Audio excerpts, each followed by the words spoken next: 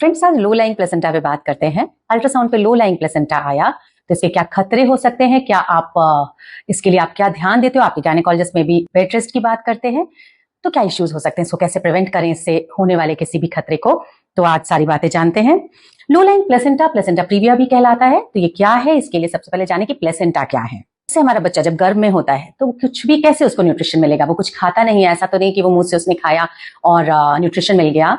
तो उसके लिए वो माँ से बच्चे में एक कनेक्शन होता है, माँ से ब्लड के थ्रू बहुत सारा न्यूट्रिशन और चीजें जाती हैं। कहते हैं कि बच्चा, कोई भी बच्चा अपने माँ से, सारी दुनिया से जो कनेक्शन उसका होता है, माँ से कनेक्शन 9 महीने ज्यादा होता है क्योंकि वो गर्भ में होता है। तो माँ के गर्भ में बच्चे को जिस तरह से कनेक्शन होता है वो होता है प्लेसेंटा।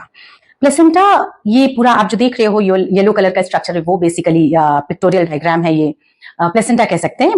माँ से ब्लड एक दिस प्लेसेंटा के थ्रू बेबी तक जाता है और ये बीच में एक मेम्ब्रेन है गुलाबी रंग की। एक तरफ माँ का ब्लड वेसल्स है, दूसरी तरफ बच्चे की ब्लड वेसल्स है और दोनों के बीच में एक्सचेंज होता है। ऑक्सीजन, न्यूट्रिशन माँ से बच्चे की तरफ जाता है और बच्चे से टॉक्सिन्स, कार्बन डाइऑक्साइड मदर की तरफ जाता है। प्लेसेंटा ये काम करता है। तो लो लाइंग प्लेसेंटा मतलब पोजीशन में कुछ डिफरेंस है। तो पोजीशन की बात करते हैं। प्लेसेंटा माँ के गर्भ में कहां कहां हो सकता है। तो एक होता है कि ये गर्भ है, आप देखो यूट्रस है हमारा, अगर एकदम ऊंचाई पे है, एकदम उसके टॉप पे है, तो उसको फंडल प्लेसेंटा कहते हैं। अगर वो फंडल ऊपर होते हुए भी थोड़ा आगे है तो फंडो इंटीरियर कह सकते हैं, पीछे तो फंडो पोस्टीरियर कह सकते हैं। देन साइड में हो सकता है लेटरल प्लेसेंटा। तो राइट लेटरल प्लेसेंटा होता है अगर राइट में है, लेफ्ट लेटरल होता है अगर लेफ्ट में है।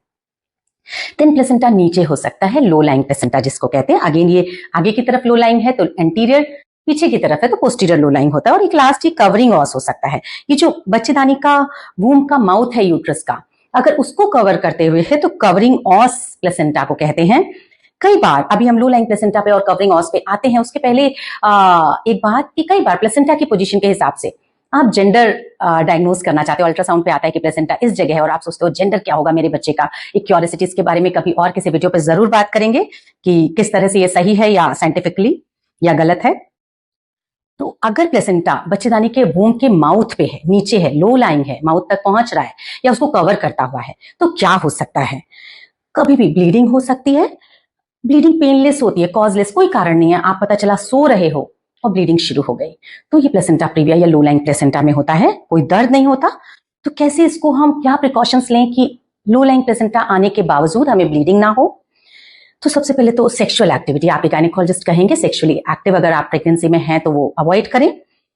कोई भी हैवी वर्क करना, कोई वेट उठाना आप अवॉइड करते हैं। एक्सर्शन किसी भी तरह का अवॉइड करते हैं। किसी भी वजह से अगर यूट्रस इरिटेबल होता है, यूट्रस पे प्रेशर आता है, एक्सर्शन होता है, यूट्रस कॉन्ट्रैक्ट करता है तो वो ब्लीड कर सकता है। अगर प्लेसेंटा नीचे हो तो उसको अवॉइड करते हैं। मान लीजिए अगर ब्लीडिंग हो ही जाती है तो आप हॉस्पिटल पहुंचे, अपने डॉक्टर के पास पहुंचे, क्लिनिक पहुंचे, या एटलीस्ट अगर स्पॉटिंग भी हो रही है तो आप कंसल्ट तुरंत कर लें। 90-95% केस में अगर लो लाइंग प्लेसेंटा है तो वो ऊपर चला ही जाता है। कवरिंग ऑस है तो कभी कभी वो ऊपर नहीं जाता, समय लेता है। जब शुरुआत में बेबी अभी 3 महीने के हैं, कुछ ऐसे हैं, तो यूट्रस छोटा है, वूम हमारा छोटा है और प्लेसेंटा उसमें एक साइज है प्लेसेंटा की, तो यूट्रस छोटा है तो वो नीचे तक पहुंच गया। धीरे धीरे जैसे जैसे हमारी प्रेगनेंसी बढ़ी, 7वां महीना, 8वां महीना, तो यूट्रस की साइज अच्छी खासी हो जाती है। तो प्लेसेंटा को जैसे जैसे यूट्रस ग्रो करता है, प्लेसेंटा धीरे धीरे थोड़ा शिफ्ट हो जाता है। अगर वो 4 सेंटीमीटर से जो ऑस है, बच्चेदानी का माउथ है, उससे 4 सेंटीमीटर ज्यादा ऊपर हो गया है तो नॉट लो लाइंग प्लेसेंटा कहलाएगा। कोई रिस्क नहीं है हमें।